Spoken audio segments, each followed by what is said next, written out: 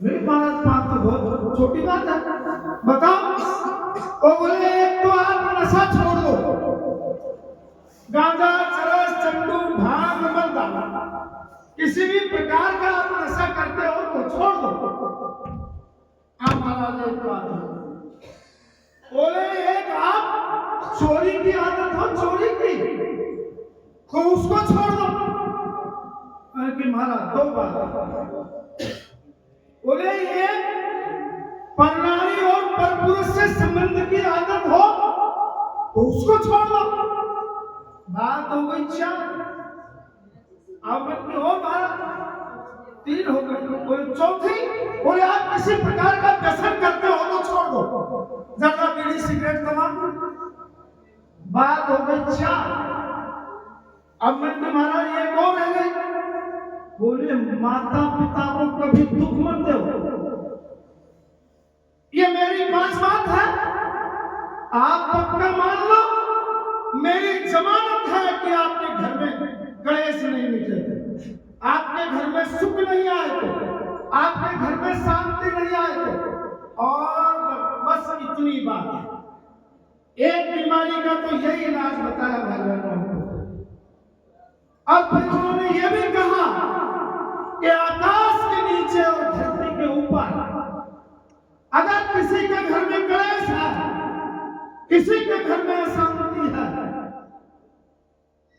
किसी के घर में दुख है, तो उन्होंने कहा अनुभव करके देख लेना, 500 में से कोई ना कोई अवगुण जरूर है। जहां तक अब तक हमने अनुभव किया तो ये भी बात समझ में आई कि किसी घर में अगर हमको कलेश दिखता है तो ठीक से अनुभव करते हैं तो 5 में से कोई ना कोई अवगुण उन घरों में। तो भाई एक बात तो ये समझ। अब उन्होंने कहा मरने का डर,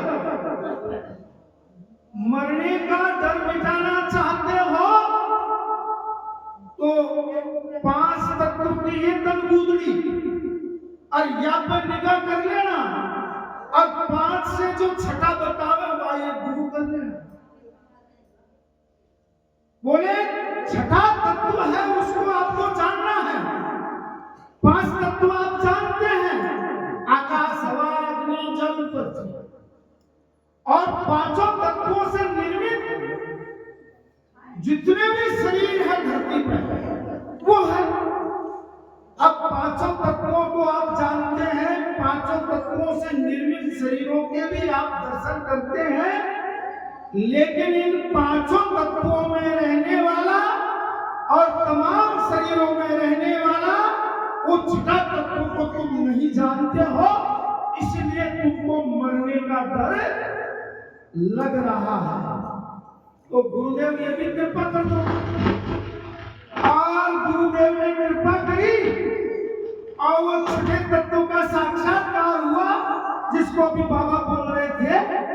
अब वो कुछ इनके मन की भी लगा रहे थे, कुछ इनके मन की भी लगा रहे थे कि तुमको साक्षात गुरुदेव मिल जाए ना। हेमचंद जी महाराज कहीं से आ जाए, तुमको मिल जाए ना, तब भी तुम 5 दिन उनकी बात को याद रखोगे और फिर भूल जाओगे। तो ये इनके मन की बात है, ऐसा है नहीं। क्यों नहीं है कि हेमचंद जी महाराज तो छठा तत्व है, और उसके विषय में तो संतशास्त्र कहते हैं कि सन्मत हो जीव और जबरी, और जन्म कोटि अज्ञान है तब। फिर वो जिधर बाबा कह रहे थे ना कि तुम भूल जाओगे, भूलने की बात हो नहीं सकती है। अगर आपने जिस दिन उस गुरु तत्व का साक्षात्कार कर लिया, उस छठे तत्व का साक्षात्कार कर लिया, उसी समय आपका सारा खेल पूरा हो गया।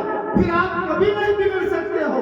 ये जो भी बिगड़ रहे हैं, ये निश्चित बात है कि उन्होंने उस छठे तत्व को किसी गुरु संत के पास में जाकर के जाना ही नहीं। और मुझे पक्का भरोसा भी आ रहा है कि जिस तरह बोले बाबा उस तरह मालूम हुआ, या तो हम आपको चूतिया बना रहे हैं। जो सही बात कह नहीं रहे हैं, इसलिए उठपटांग बोले।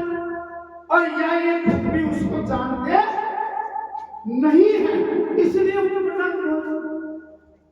क्योंकि उस तत्व की चर्चा तो की है, लेकिन कहा कि वो तत्व में मिल जाए और फिर भी गड़बड़ी, ये असंभव बात है।